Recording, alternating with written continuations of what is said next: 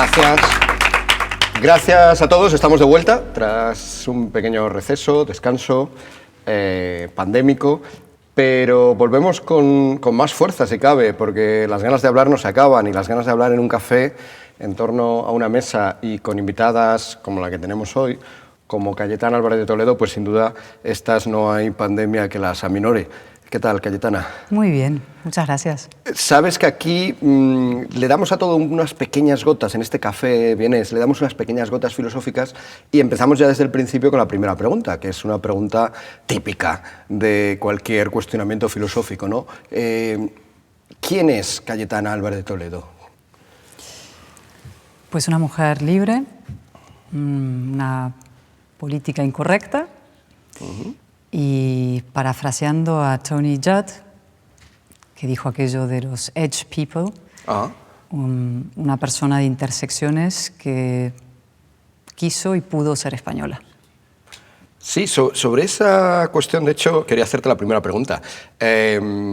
¿Sabes aquella anécdota, ¿no? Cuando estaban haciendo la Constitución de 1876 y tenían que definir quiénes eran españoles, pues Cánovas del Castillo, que estaba allí, obviamente, entre los protagonistas, dijo, bueno, pongan que son españoles solamente aquellos que no pueden ser otra cosa, ¿no? De alguna manera, tú refutas ese dicho de Cánovas del Castillo, porque tú elegiste ser española, ¿no? Siendo apátrida durante un periodo de tu vida, argentina, francesa, elegiste también ser española. ¿Por qué elegiste ser española? Y además, ¿qué sensación te produce toda la gente que intenta recorrer el camino contrario, de alguna forma, ¿no? Que siendo español quiere extirparse esa parte de sí. Bueno, es verdad que hay muchísimas personas en España aquejadas de un profundo, doliente autoodio, ¿no? Que a mí sencillamente me sorprenden. Yo creo que es probablemente simplemente ganas de molestar e incordiar a los demás y esta es la manera en que la encuentran, ¿no? O también una aversión a la libertad, porque España desde hace 40 años es sinónimo de libertad, de libertades, de derechos y garantías, ¿no? Un Estado democrático. ¿Qué me pasó a mí con España? Yo tenía evidentemente conexiones familiares con España, pero había vivido en Argentina de pequeña y en Inglaterra y solamente llegué a España a través de un doctorado, del estudio de la historia española.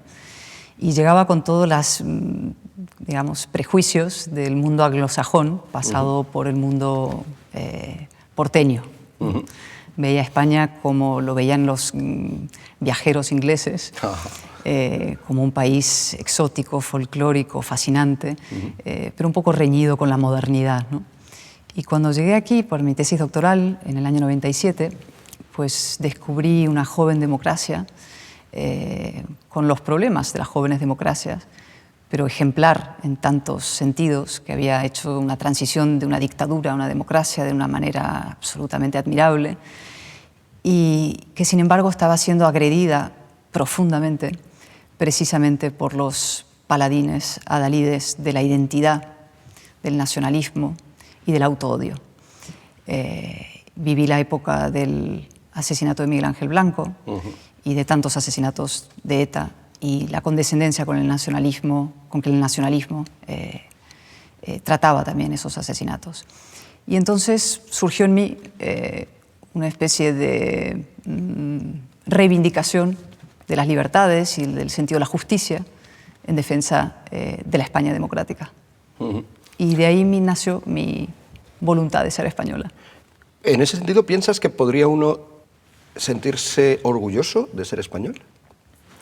El orgullo es un sentimiento que a mí me produce siempre un poco de pudor, digamos, cuando estoy orgulloso de ser español, ¿no? Eso se vincula con un cierto discurso nacionalista, en todos los sentidos. A mí no me gusta ningún tipo de nacionalismo, ¿no? Pero sí objetivamente orgulloso de algunas gestas españolas y admirables a lo largo de la historia, desde luego la transición democrática, la Constitución de Cádiz, el gran debate en el siglo XVI sobre los derechos del indio, que es precursor en la defensa de los derechos humanos. Es decir, hay muchas cosas españolas sobre las que sentirse orgulloso. Sobre el ser español, no entiendo muy bien qué significaría el orgullo sobre el ser, porque tampoco creo que exista un ser español como tal. Es decir, vinculado a lo que te decía anteriormente, creo que la visión esencialista o identitaria de las naciones es peligrosa. Ujú. Sí, estás hablando casi eso, como un orgullo vinculado a algunos actos del pasado, muchos de ellos, ¿no? Bueno, la transición quizá no tan pasada, pero es como si dijera, yo estoy orgullosa de ser Cayetana. No.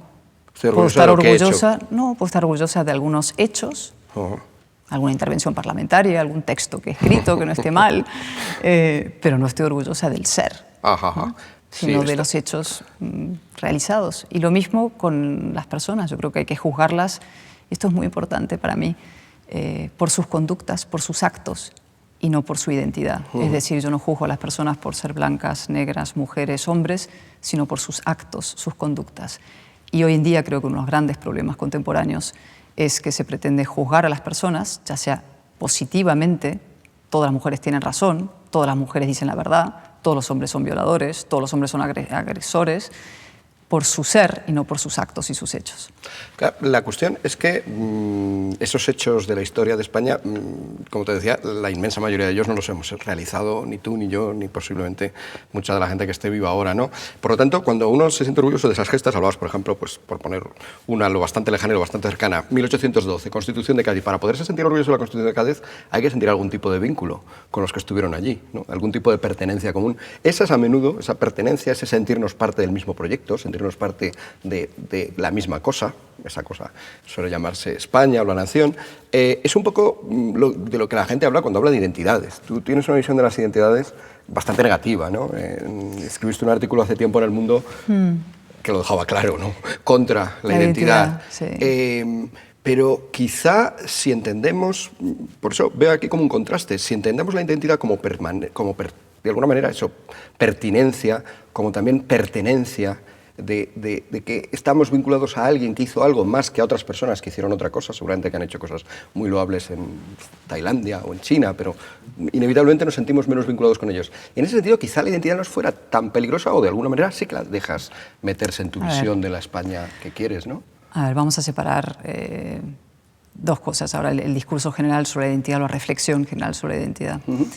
Yo creo, como Tony Judd otra vez, que ese artículo que se llama Edge People empieza con la identidad es un término peligroso. Yo estoy de acuerdo. Yo creo que la identidad siempre acaba reafirmándose por oposición a algo o a alguien o a otro colectivo. Te puedes decir, no, mi sentimiento es puramente positivo. Sí, durante una etapa sí, un cierto orgullo de pertenencia, un cierto calorcito de formar parte de algo. Eso está vinculado casi a la raíz del ser humano. Venimos de tribus, venimos de grupitos pequeños de seres humanos, pero el proceso civilizatorio precisamente es aceptar al diferente y mirar con curiosidad al que está más allá de mi tribu. No encerrarme en mí misma, sino tener, como digo, curiosidad, voluntad de entendimiento y de comunicación con el distinto y el diferente, ¿no? Y la identidad, como digo, siempre, si lo miramos históricamente, acaba reafirmándose por oposición a alguien, a un colectivo o a algo, ¿no? Es decir, con una visión identitaria, lo que nos une como personas, como seres humanos, cede ante lo que nos diferencia, distingue y finalmente, en general, enfrenta. Es decir, el culto a la identidad suele acabar con dogmas, inquisidores y autos de fe. Pero tú cuando te sientes vinculada a 1812, ¿crees que eso también, en el fondo, excluye a alguien, va contra alguien? Yo no he dicho que me sienta vinculada. Yo admiro profundamente lo que se hizo en 1812. ¿Te sientes orgullosa, decías? Eso bueno, sí que... Orgullosa, pero me siento orgullosa del desembarco en Normandía también, ¿no? Seguramente porque también tienes vínculos con eso. Tenemos vínculos como occidentales, como demócratas, como liberales, como personas de la Europa abierta. ¿Esos vínculos que tienes como occidental o como europea o como española están contra algo? No, pero eso es que estás mezclando dos cosas. Los vínculos de admiración son objetivos, son racionales y son... Y luego estás hablando del el vínculo identitario, que eso es otra cosa, ¿no? Yo admiro profundamente la historia española, pero también soy capaz de ver lo oscuro, las etapas siniestras, las guerras, las involuciones.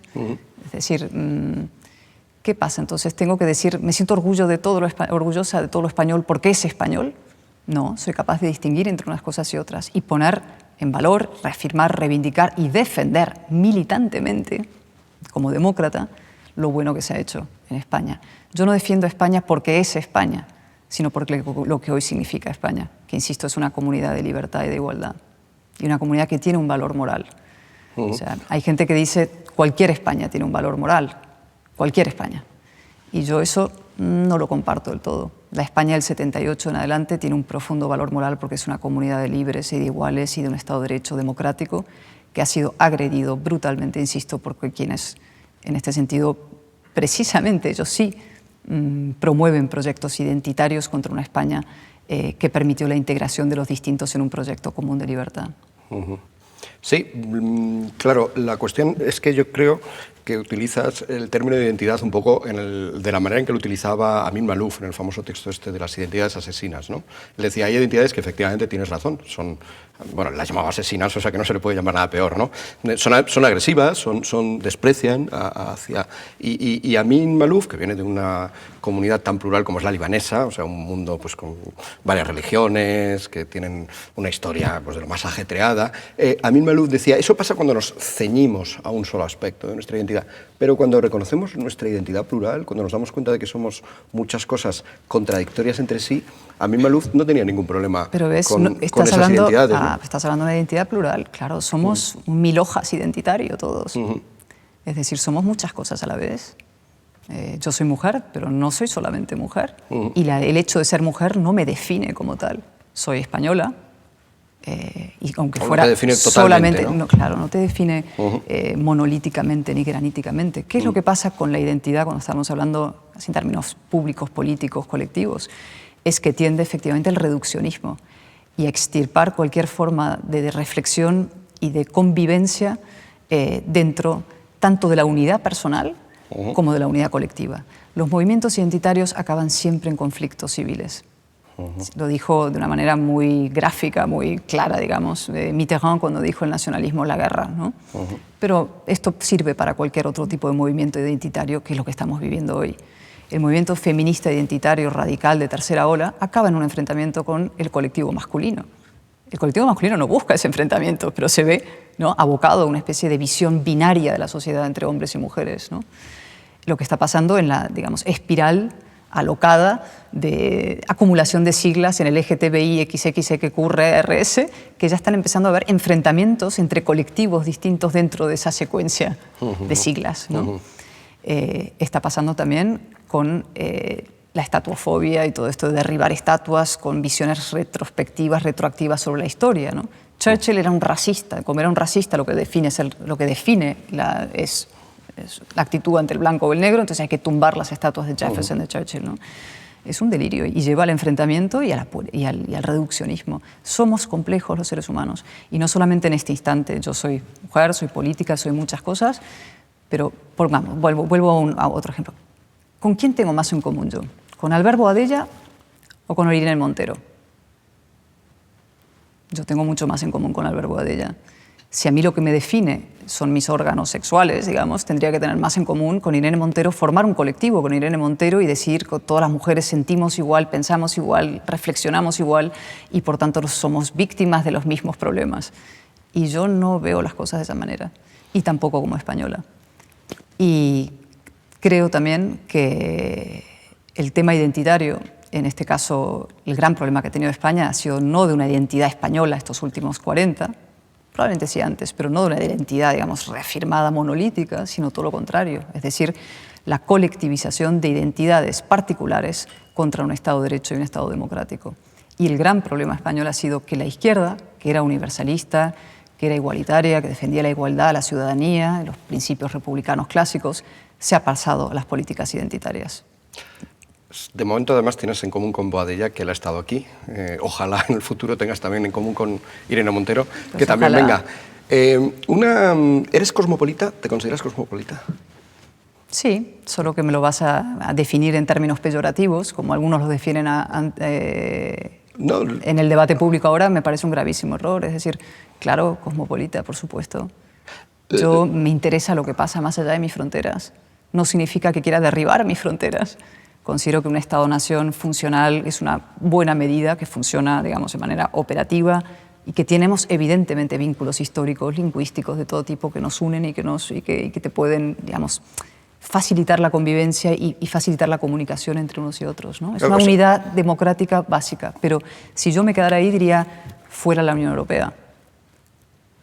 Abajo la Unión Europea, porque lo único que importa es el Estado-Nación, y la Unión Europea es la obra, el monumento a la reconciliación más extraordinaria que hay, y de hecho se erigió contra el nacionalismo, se erigió sobre 80 millones de cadáveres. La cuestión es que cuando uno se considera cosmopolita, al menos ya desde que surge la palabra, que tiene una patente origen griega, ¿no? Cosmos. Es el todo, es el todo además organizado, ¿no? Es una idea de que al final pues, en ese todo hay una especie de orden que nos parece admirable. Y polis es que tú consideras, polis es la ciudad griega, el cosmopolita piensa que su ciudad es el cosmos, es el todo. Y esto... si a la vez eso es crees una que utopía, hay otro... digamos. Claro, eso es una utopía como cualquier otra, es como el que pero esto considera... es lo que es cosmopolita. O sea, a Diógenes cuando le decían, tú eras de aquí, bueno, Diógenes además que había cambiado de ciudad y tal, y decían, pues ¿de dónde eres? ¿De aquí, de Atenas? O tal, él decía, bueno, soy, por desvincularse un poco de todos los lugares, Diógenes decía, soy cosmopolita, ¿no?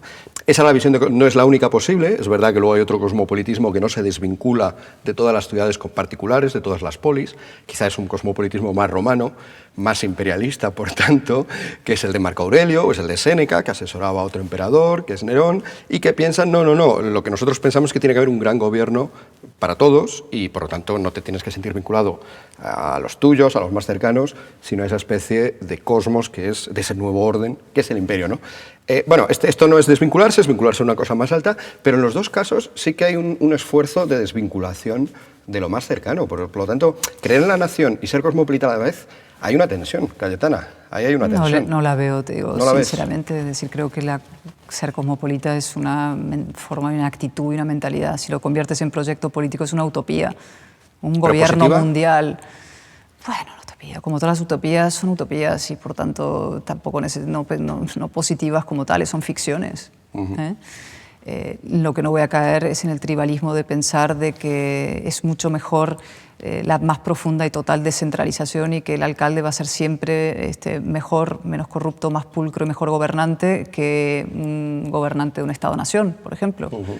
Ni tampoco en la obsesión de decir tiene que haber, el Estado-nación debe venir en todo y absolutamente por delante de un esfuerzo de comunidad, por ejemplo, en el caso europeo, insisto, en Europa. Es decir, yo creo que estos años de paz, prosperidad, dificultades, pero de ir haciendo, digamos, una convivencia común en base a 3 o 4 principios fundamentales, es una extraordinaria obra de la inteligencia, de la sensibilidad, de la generosidad y del espíritu democrático de los seres humanos.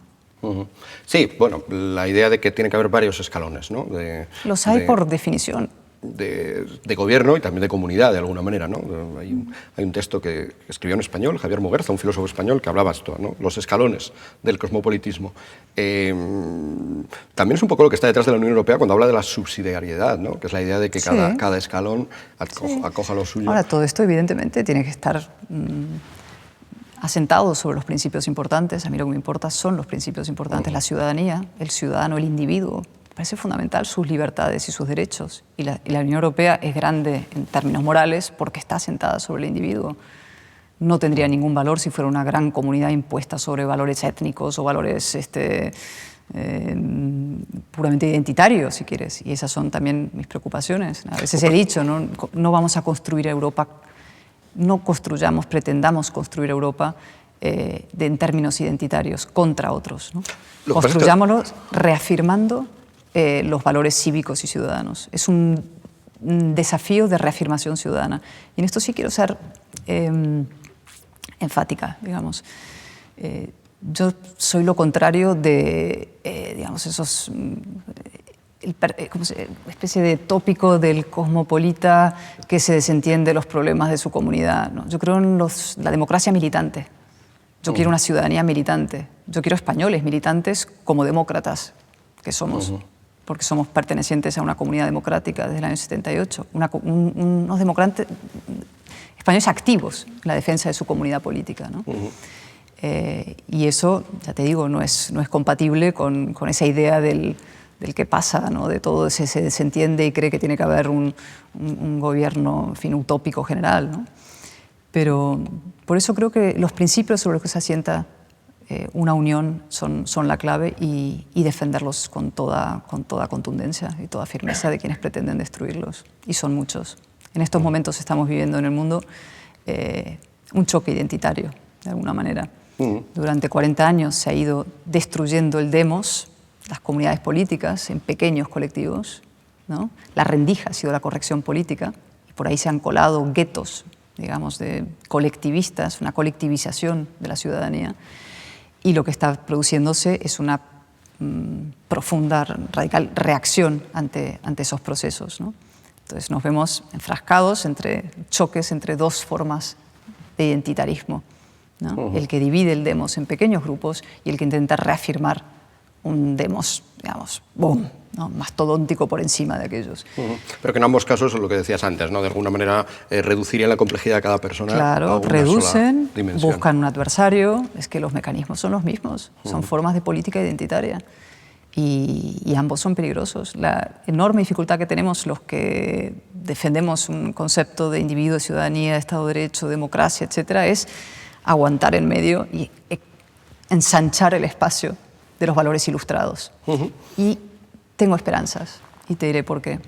Lo que estamos viendo en Estados Unidos con el manifiesto Harper's, publicado hace unos días, de más de 150 intelectuales, escritores, científicos, gente provenientes de la izquierda, de la socialdemocracia, de lo que llaman liberals, que aquí son los progresistas, es una señal de esperanza. Es decir, hay muchas personas en la izquierda que están empezando a hartarse y alzar la voz contra la censura de la corrección política que viene definida por las políticas de identidad y por la obsesión identitaria. Y en España he visto que también se ha publicado un manifiesto hace unos días que también me llena de esperanzas. Y eso es muy importante, que surja dentro de la socialdemocracia, dentro del mundo progresista, digamos, personas que reivindiquen lo que originariamente, teóricamente, como diría Félix Ovejero, el último hombre de izquierdas en España, como lo llamo yo, debería significar, ¿no? Que es la defensa de la libertad, de la igualdad del ciudadano como categoría superior frente a cualquier colectivo. Das mucha importancia, has estado dando mucha importancia a los valores, a las ideas, a las capacidades de ellos de ampliar esa comunidad de los que no quieren verse reducidos a ninguna comunidad. Centrándonos en eso, en las ideas, ¿no te parece de alguna manera que hay un abandono, en España más concretamente, aunque también podríamos verlo fuera, un abandono de la importancia que se da en la política, en la que estás ahora imbricada? Hay una pérdida, o sea, se desprecian y sobre todo además se desprecian quizá en el espacio en el que tú te mueves, no por tu parte obviamente, pero sí en el espacio del centro derecha, ¿no? ¿Por qué crees que pasa esto? Voy a citar una cosa de Diderot como mensaje para todos aquellos que desprecian las ideas que me parece muy significativa. Él decía que todos aquellos que despreciaron o se rieron de las ideas que había en la enciclopedia francesa que él editó, pues con la piel de ellos se hizo la segunda edición, se encuadernó la segunda edición. O sea que es muy peligroso despreciar las ideas, ¿no te parece? A ver, desde luego el centro-derecha abandona la batalla ideológica y muy pocas veces la da en España. Yo creo que hay una especie de entendimiento tácito en el debate público de que la derecha gestiona bien y la izquierda se dedica a las ideas y a la batalla cultural, ¿no? El resultado es que te dejan gobernar cuando la izquierda lo hace rematadamente mal, pero luego el marco moral, ideológico, lo domina completamente la izquierda. Y a mí me parece eso un error y algo que hay que revertir y sobre lo que hay que trabajar. Es decir, yo creo que lo más importante que tiene que hacer el centro-derecha, ni siquiera hablaré ya del centro-derecha, yo creo que la categoría izquierdas-derechas se han diluido mucho, ya hablaré del espacio de la razón, es articular un proyecto alternativo, racional, dando la batalla cultural y la batalla de las ideas. Es decir, yo creo que una nueva transversalidad española, por ponerme así un poco campanuda, debería hacerse no con todo lo que está a la derecha de la izquierda, como hizo Aznar en su día, sino con todo lo que está en el espacio de la razón. Y para hacer eso creo que hay que dar la batalla cultural precisamente en la línea de lo que te decía antes del manifiesto Harper's y los manifiestos que se están produciendo. Es decir, yo creo que si hay un espacio en el que el Partido Popular concretamente puede ampliar su base, no es en la condescendencia con el nacionalismo, no es en fórmulas que pudieron funcionar en otras épocas, acercamiento al paisaje localista, etcétera, sino precisamente hacia la socialdemocracia, en esos socialdemócratas que son modernos, que son ilustrados, que tienen una visión no identitaria de la ciudadanía y que sí están esperando, y huérfanos, un discurso reivindicativo de la igualdad y de la libertad de las personas. ¿Y por qué crees que a veces se ha olvidado y se ha caído más en esa otra amenaza también que hay, que es siempre la de la tecnocracia, ¿no? No solamente la de acercarse a los nacionalismos, sino la del somos buenos gestores, somos buenos técnicos? ¿Por qué crees? Vamos a ver, yo creo que esto no solamente es el caso español, pero desde luego el caso español quizás es de los más graves o donde eso pasa más. Creo que esto pasa en todos sitios, que la izquierda domina el debate cultural y el debate ideológico y la derecha, pues como gestiona bien, tiende a la tecnocracia. Aquí creo que se da de manera especialmente agudo este problema por la historia española. Es decir, después de los 40 años de franquismo, pues la izquierda vuelve con la sensación de una reivindicación cultural y de tener la razón, ¿no?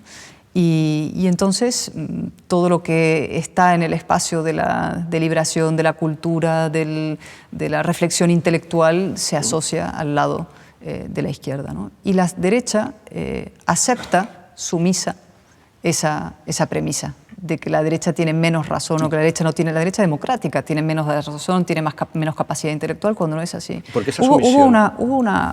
Y debo hacer tengo la obligación además porque lo creo, de hacer un matiz ahí. La Fundación FAES, cuando se fundó en los años 90, era un intento de, digamos, disputar precisamente a esa hegemonía cultural de la izquierda ese espacio y decir, oigan, no, aquí hay una reflexión intelectual que hacer desde el liberalismo, desde el conservadurismo, etcétera, no solamente tan válida como la izquierda, sino triunfante y eficaz y capaz de generar bienestar, prosperidad y libertad para las personas, ¿no?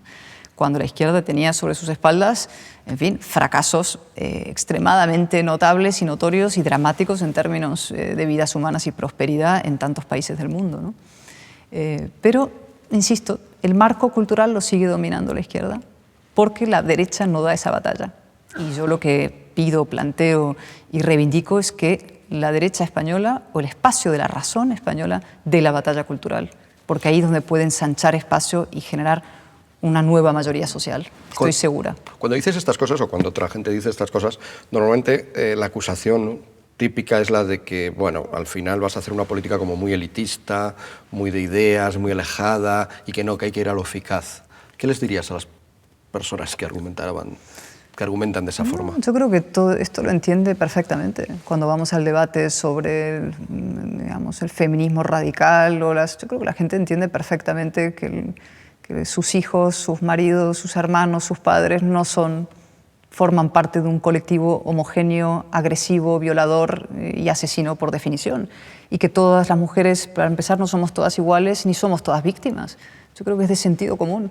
Pero al contrario, creo que el discurso de este identitarismo radical es profundamente, digamos, elitista y desconectado de lo que piensa mucha gente y del sentido común, ¿no? El sentido común es el sentido más puro del término, lo que es común de las personas, lo que podemos compartir personas que somos muy distintas en muchas cosas, incluso en lo ideológico, desde luego en lo biográfico, en nuestras procedencias, pero que compartimos reflexiones comunes a la común humanidad, ¿no? Sí, y soluciones.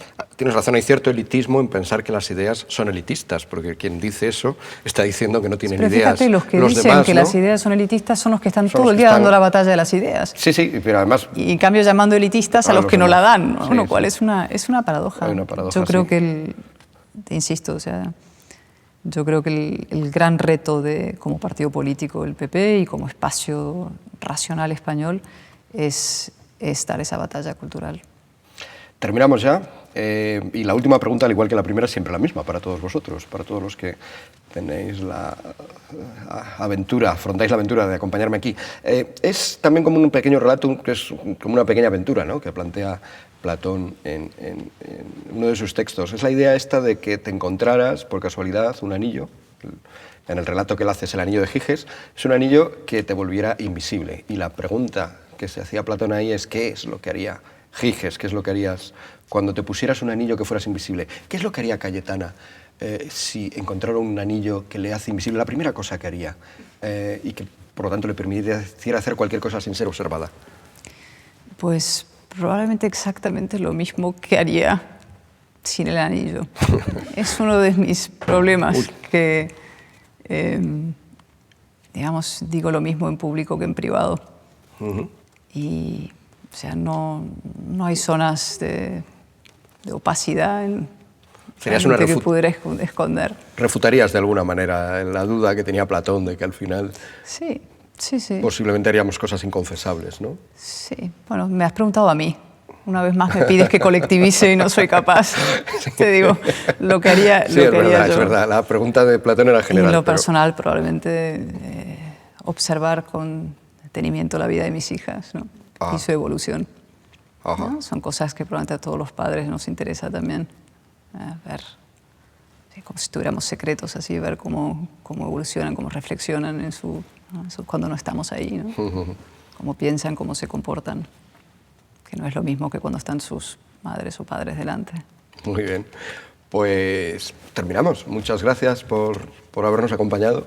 Muchas gracias. Y nada, y gracias también a ustedes por estar ahí y volvemos en esta segunda temporada que acabamos de retomar y que vamos a afrontar con la misma energía que la primera e incluso más. Muchas gracias.